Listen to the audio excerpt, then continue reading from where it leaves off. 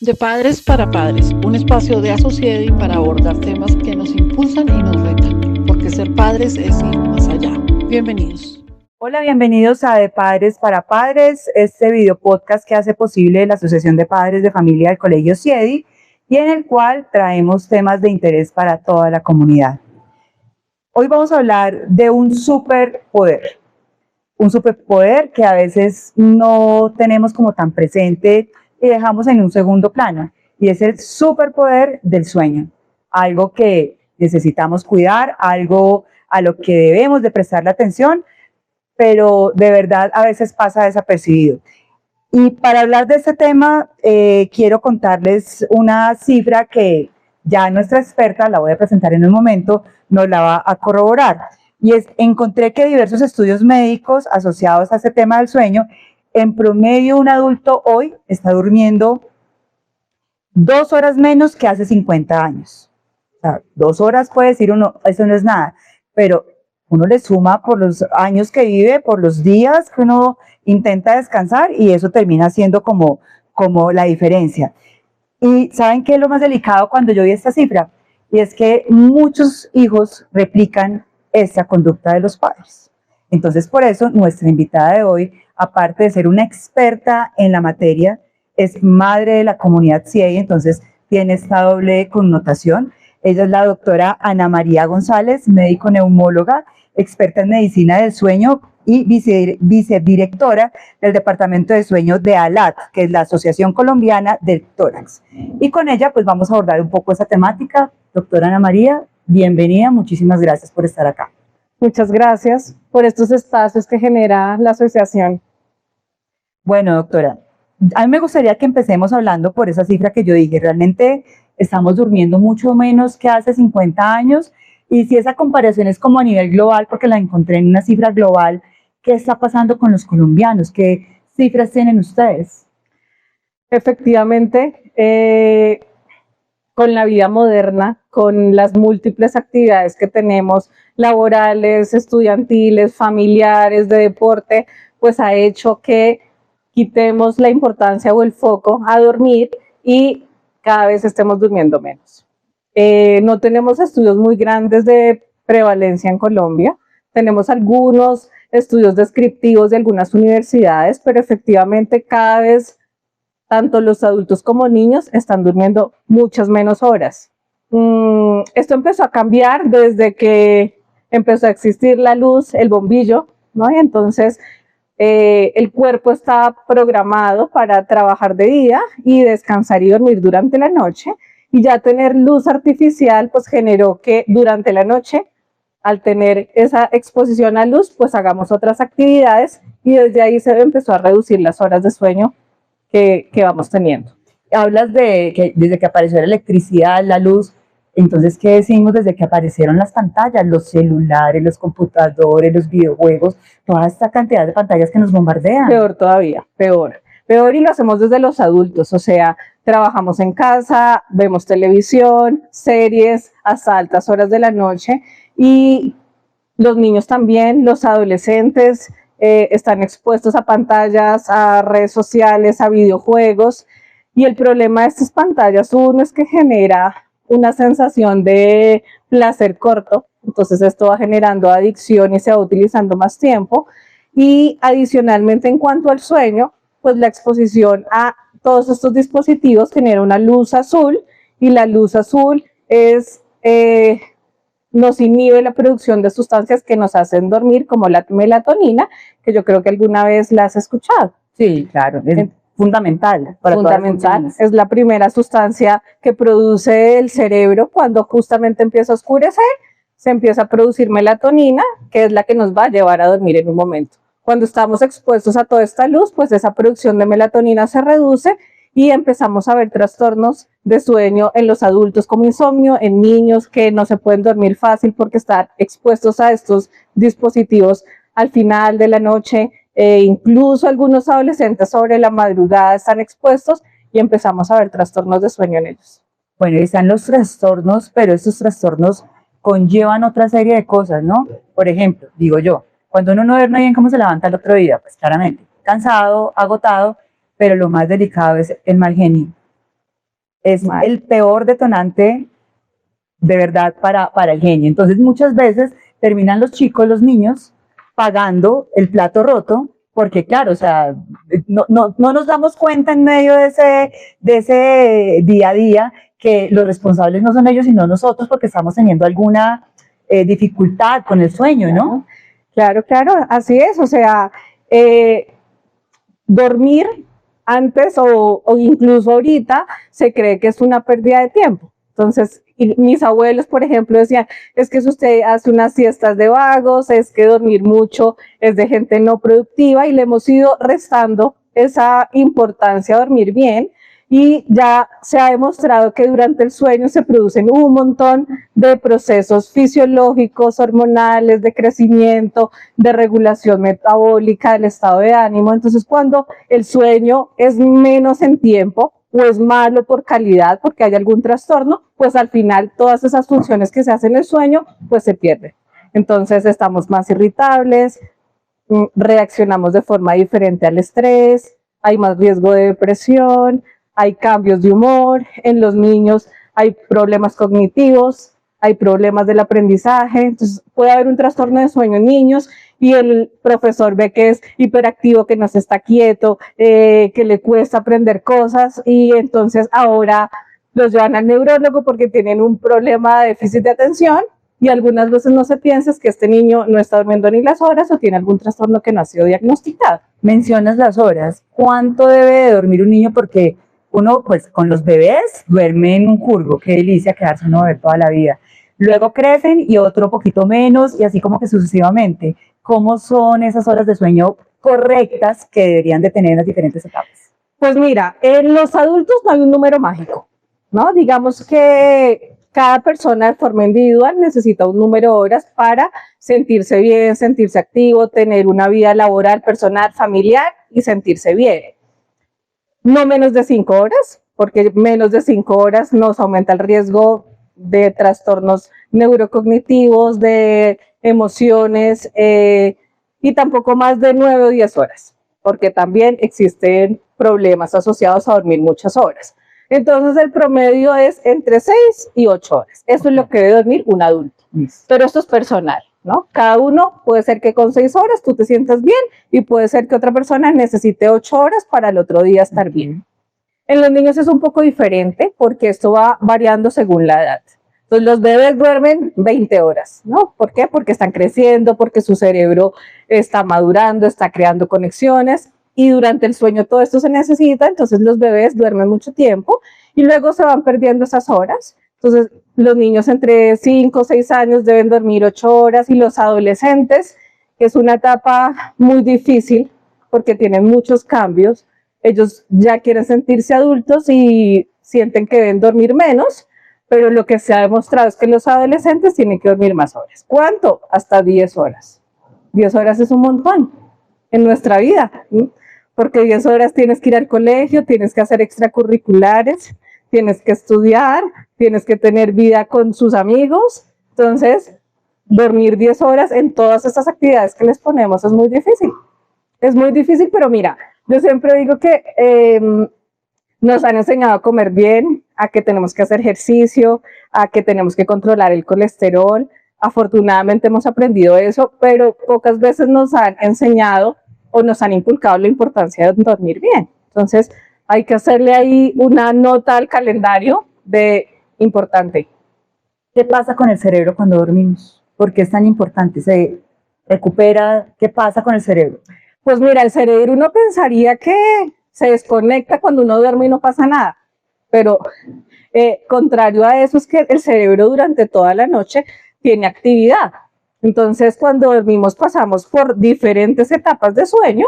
Unas etapas de sueño son más superficiales, otras etapas de sueño son más profundas, y en esas etapas de sueño profundas pues hay limpieza cerebral, así lo describen los neurofisiólogos, y es que pues en el día se van generando un montón de sustancias que no se necesitan, y en la noche esas sustancias se van limpiando, y eso ocurre en una etapa de sueño. ¿Y por qué es importante que se limpien? Porque si no se llega a esa limpieza de estas sustancias, pueden aparecer trastornos neurodegenerativos, demencias, por ejemplo. Okay. Entonces, En otras etapas del sueño hacemos consolidación de memoria, de recuerdos, de aprendizaje. Entonces, cerebralmente sí tenemos actividad cerebral durante toda la noche. Comenzaste hablando de cómo se activan esos trastornos de sueño cuando precisamente no se duerme bien. ¿Cuáles son los principales trastornos? Yo realmente solo conozco la apnea de sueño. Ok, bueno, no conozco nada, ¿la conoces? Conozco una. Pero me imagino que hay otro. Muchos, hay muchos. ¿Cómo cuál? A ver, el trastorno más frecuente de sueño es el insomnio. Ah, es un trastorno. ¿Sí? El insomnio es que a uno le cuesta quedarse dormido al inicio de la noche o se despierta durante la noche y le cuesta quedarse dormido o se levanta más pronto de lo que estás, digamos, programado para levantarte. Y esto genera, pues, que las horas de sueño sean menos y tengas una insatisfacción de descanso. Entonces te levantes cansado, irritado, de mal genio, y esto es la principal causa de consulta en adultos. Bueno, luego existen otros trastornos como la apnea de sueño, que esto lo vemos en adultos y en niños mucho, e incluso estos síntomas de irritabilidad o de hiperactividad, muchos niños tienen apnea de sueño, no diagnosticada. Y bueno, pues la apnea de sueño es que en la noche se nos cierra la vía aérea superior, que principalmente son los músculos de la garganta, y esto pues genera un montón de cambios y de síntomas. Entonces los niños roncan, se despiertan ahogados, cansados, y es un trastorno bastante frecuente que vemos. Pero existen otros menos infrecuentes, sonambulismo, por ejemplo, en niños. También hay sonambulismo, hay movimiento periódico de piernas, que es un trastorno motor de las piernas. Hay narcolepsia, que es un trastorno de somnolencia diurno por alteración de neurotransmisores neurológicos. Entonces, bueno, hay un montón. ¿Y cuáles son como esas principales señales que uno debería tener ahí presentes para decir, oiga, necesito acudir a un especialista, necesito consultarle porque tal vez mi hijo, ay, no es que ronroneo? Son suspiros de amor. Es una frase que se escuchó por ahí un día, sí. No, es que ya hay suspiros, sí, bueno, está bien, pero de verdad que son cosas que uno dice, ok, de pronto si un niño ronca, una adolescente ronca, uno dice, bueno, a veces dicen los médicos, no, es que está un poquito pasadita de peso, tiene que bajar de peso, entonces ahí se queda como el diagnóstico, uno se hace loco y sigue la rutina normal, pero ¿cuáles son como esas principales, sí, alertas que uno debería de estar ahí pendiente para poder acudir a un especialista? Pues roncar no es normal. O sea, el ronquido es uno de los síntomas más frecuentes por los que hay que consultar. Y el ronquido no tiene que ser esos ronquidos que parece mamá oso y papá oso, que levanta la cabeza y la vuelva. No, no es ese tipo de ronquido. No. O sea, así sea un susurro. Un susurro. Puede ser que no sea un trastorno del sueño, pero tener tapada la nariz, por ejemplo, es frecuente en niños por cuadros respiratorios. Sí. Y algunas veces tienen tapada la nariz y roncan. No es normal. Es algo pasajero, es normal. Eso es. Y tener tapada la nariz todo un año no es normal. Bueno, o sea, puede estar asociado a que le dio gripa. Perfecto. Pero que tú veas que el niño abre la boca para respirar porque tiene tapada la nariz todo el tiempo, no es normal. Que ronque y abra la boca en la noche, no es normal. Que tú veas que ronca, deja de respirar y vuelve a roncar, no es normal. Que te levantes en la mañana con sensación de que estás cansado, de que quieres seguir durmiendo, dolor de cabeza en las mañanas, cambio de humor, boca seca, son como los principales síntomas por los que deberíamos estar preocupados.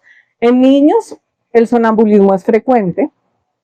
Y genera un poco de angustia en la familia, pero si es en los niños y luego desaparece, en principio hace parte de un trastorno que hay que vigilar, pero tampoco hay que preocuparse. Puede pasar solo. Puede pasar solo. No a mí menor. ¿A tu hijo? Sí, a mi hija menor le pasó.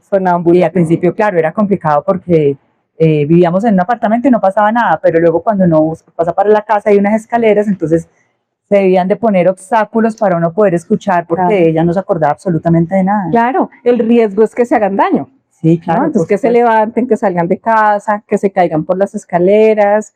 Hay algunas veces es más procesada las actividades, entonces bajan a la cocina, ingieren cosas que no deberían ingerir. Entonces, bueno, es más angustiante por todo lo que puede generar alrededor del sonambulismo, pero en niños, bueno, podría aparecer y esto puede desaparecer. En adultos no es normal. Entonces, un adulto que es sonámbulo hay que consultarlo. Bueno, ¿y todos estos trastornos tienen manejo? ¿Tienen manejo? A ver, el insomnio es la principal causa de consulta con nosotros. Hacemos la primera indicación de tratamiento, realmente no es medicación, que a veces piensa, tómese una pastilla y duerma, ¿no? O tome estas goticas que me dijeron en la farmacia y con eso va a dormir. No, realmente la primera indicación de insomnio es terapia, se llama terapia cognitivo-conductual y la hace psicología para aprender higiene del sueño, porque como a veces yo le digo a mis pacientes, uno se prepara para ir a hacer ejercicio, entonces se pone la ropa de hacer ejercicio, se pone los tenis, llevas la hidratación, pero nunca nos preparamos para ir a dormir. Entonces esa preparación, muchas veces tenemos errores de cosas que hacemos en el día y que no nos preparamos para el momento de ir a dormir. Y la higiene de sueño es como estas conductas que debemos hacer durante el día para llegar a la noche y prepararnos para dormir. Entonces en la terapia aprendemos a hacer todas estas conductas bien y adicionalmente pues se enseñan técnicas, múltiples técnicas para reeducar básicamente a tu cerebro a que aprenda otra vez a quedarse dormido. Y dentro de esas tácticas o recomendaciones de higiene de sueño, una que también me la sé, no exponerse como a pantallas, sí, apagar el televisor de pronto antes si se tiene televisor en el cuarto. Sí, mira, importante, intentar mantener unos horarios regulares de acostarte y de levantarte.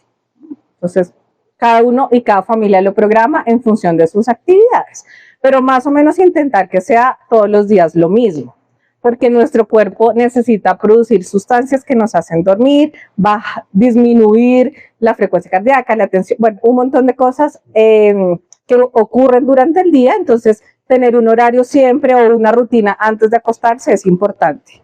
Hacer actividad física, súper importante para el sueño, antes del mediodía. Exponernos a la luz del sol. La luz del sol es importante, que no es la misma luz que tenemos en casa, en el trabajo. Es importante exponernos a la luz del sol. Hacer una rutina antes de acostarnos para ir preparando a nuestro cerebro a que vamos a dormir. Entonces, leer un cuento con los niños, evitar que estén jugando a la tablet o mirando el teléfono por lo menos 1 o 2 horas antes de acostarse, hacer rutinas en casa. Entonces hay gente que le gusta leer, entonces intentar leer antes de dormir porque tu cerebro lo va relacionando. Entonces ya estoy en casa, estoy cómodo, ya estoy leyendo, me estoy preparando para el momento de ir a dormir.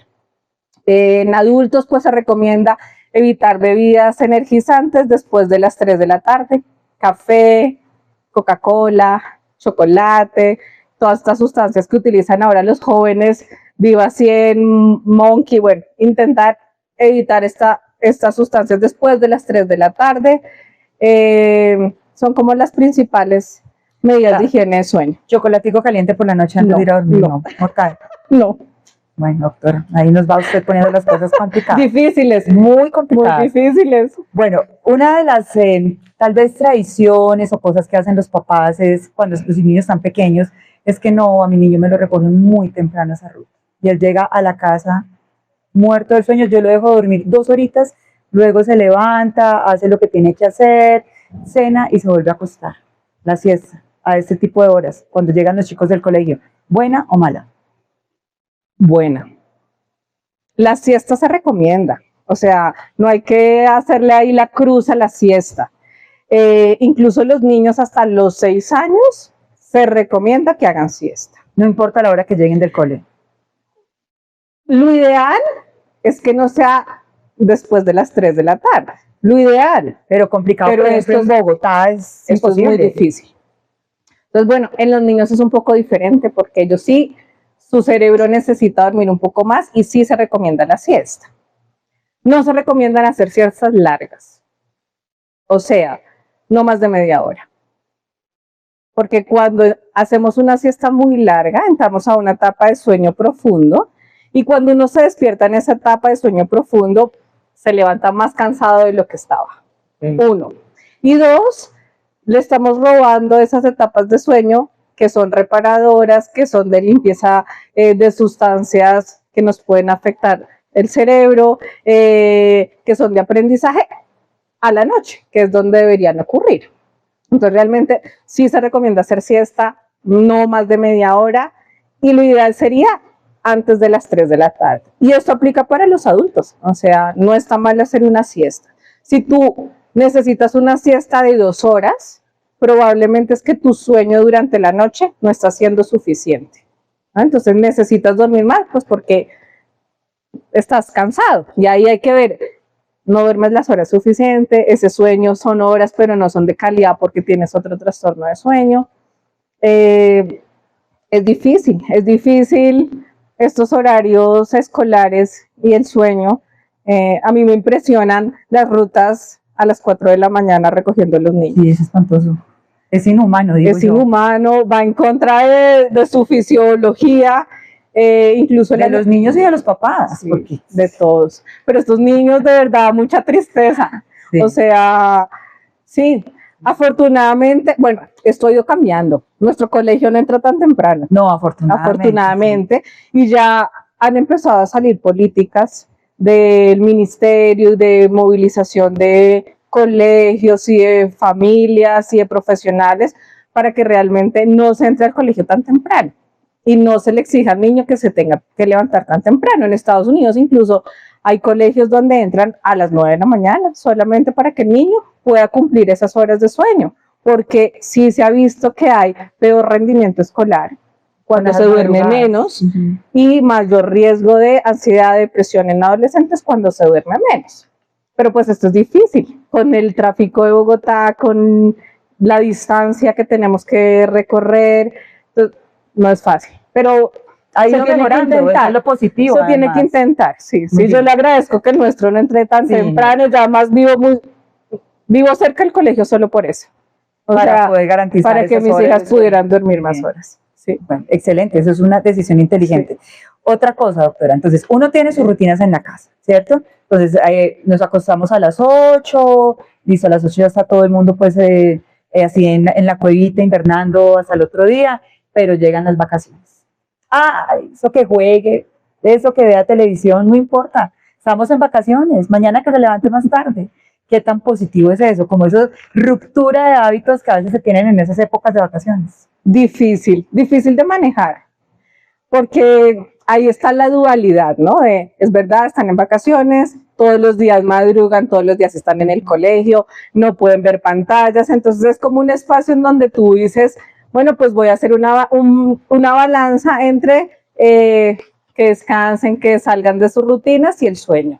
Yo creo que no hay que ser extremista, o sea, ni mantener la misma rutina que se tiene en el colegio cuando está en vacaciones, ni dejar que los niños se acuesten 1 de la mañana en vacaciones. Ser un poco flexibles, pero flexibles. 1 o 2 horas de diferencia. Yo escuché por ahí un término que era el jet lag social. Jet lag social, claro. Claro, tenemos jet lag social por todo esto, porque tú sales de trabajar, vas a cenar con tus amigos, llegas a casa y ya te desfasaste de tu horario, te vas a levantar más temprano y vas a generar que estés cansado. Y bueno, luego yo lo que hago con mis hijas es 1 o 2 semanas antes de que vuelvan al colegio, otra vez a retomar, ir regulando o ajustando el horario lentamente. O sea, no es que ustedes se están acostando a las 12 de la noche y un día nos vamos a acostar a las 8, porque ahí nadie se va a dormir.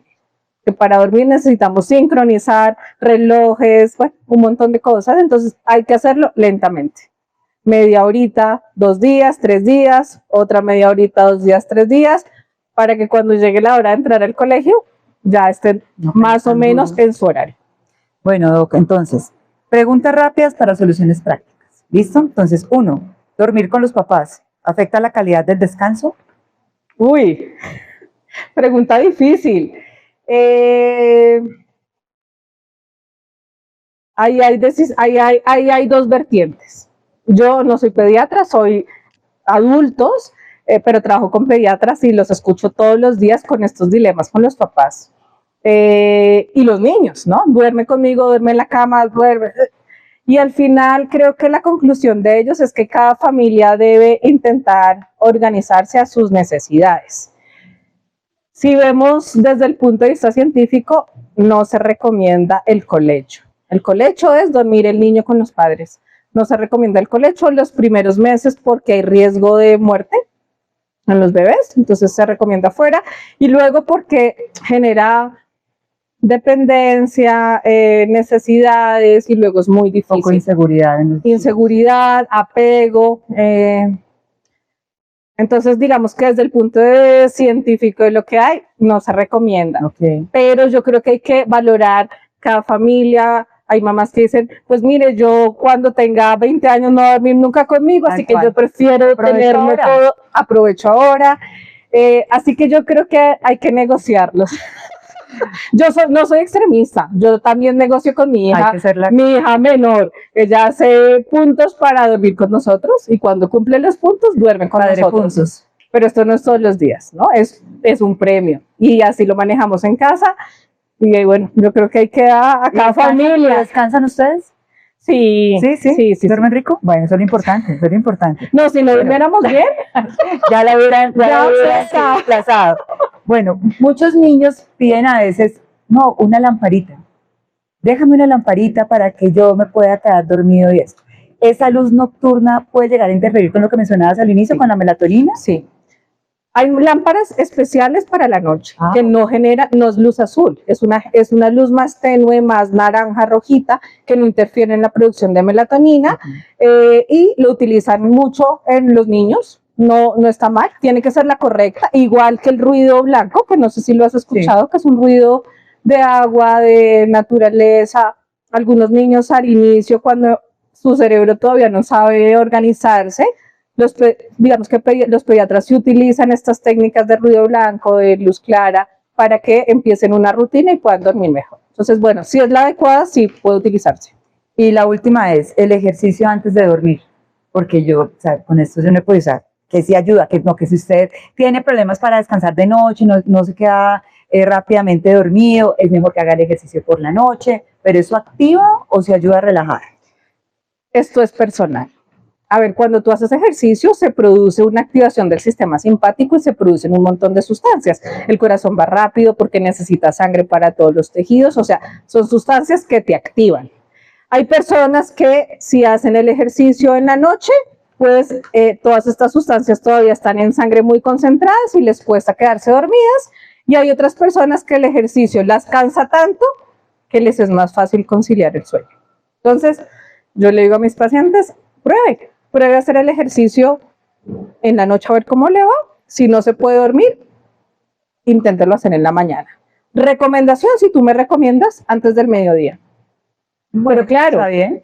No todo el mundo puede. Sí, antes claro. del mediodía. Toca levantarse muy temprano, a las 4 de la mañana, no lo va a recoger uno en la ruta, pero tiene uno que hacer ejercicio para poder estar uno listo a las 5:30 para poder. ¿Ves? Es muy difícil. Sí, es todo una es muy hora difícil, pero yo creo que en la agenda de actividades hay que poner el sueño ahí dentro de las prioridades. Sí, total, porque a veces sí, de verdad, como dije al inicio, lo dejamos a un lado, y por eso, si te diste cuenta, como que en el transcurso del diálogo, ya para ir cerrando, tocamos no solamente a los chicos, sino a los padres, porque es que el tema del sueño es para todos, y por eso decidí llamarlo así, el superpoder, porque es que el sueño es un superpoder. Es un poder, es un lujo. Dormir bien, descansar bien, sentirte bien en el día porque dormiste bien es un lujo que tenemos que cuidar, que tenemos que dedicarle tiempo, que tenemos que hacerlo consciente, no como una cosa que hay que hacer, que estoy perdiendo el tiempo. No, es súper importante, porque dormir mal genera enfermedades, deteriora el estado de ánimo, la relación con tus hijos, con tu pareja, tu actividad laboral, mayor riesgo de accidentes, te quedas dormido conduciendo, entonces impacta en un montón de esferas, y por eso hay que tenerlo presente y ponerlo ahí en la agenda. Ya para cerrar, doctora Ana María, ¿cuál podría ser el consejo que le diéramos a los papás de nuestra comunidad que de pronto sienten que la batalla la vamos perdiendo, porque aparte de eso soy, pues dice uno, mal ejemplo porque me acuesto tarde, maratoneo series por la noche, o tal vez el papá que le gusta, no, eso sí es difícil, el papá que le gusta amanecer porque tiene insomnio, Entonces, no duerme, ve televisión hasta tarde y al lado está la pobre esposa durmiendo, intentando dormir o expuesta a luz. Entonces, ¿qué hacer con eso? Y también porque a veces uno siente, y lo digo por mi caso personal, que somos más productivos de noche, o sea, nos funciona más de noche. Somos como búhos.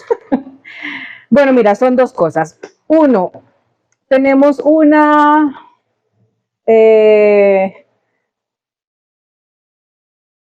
digamos que una relación entre ser búho o ser alondra, y esto se llama cronotipo. Y así se llaman búho y Así alondra. se llama. Y existe un cronotipo intermedio. Y esto es personal, o sea, esto no se puede cambiar, nacemos así. El cronotipo búho es las personas que son más productivas en la última parte de la noche, y el cronotipo alondra es que son más productivas en la primera parte de la mañana. Entonces son los que madrugan un montón, son mediodía, ya han hecho 1000 cosas, pero a las 7 de la noche ya necesitan apagarse. El cronotipo búho es al revés, es el que se tiene que levantar tarde y en la última parte de la tarde o de la noche son más productivos. Y esto es una cosa personal, no se puede cambiar. Existe el intermedio que más o menos va con los horarios sociales. Bueno, ¿cuál es el problema de los extremos de los cronotipos? Pues que la sociedad no está programada para que cada uno tenga un horario diferente. Tenemos un mismo horario para todos.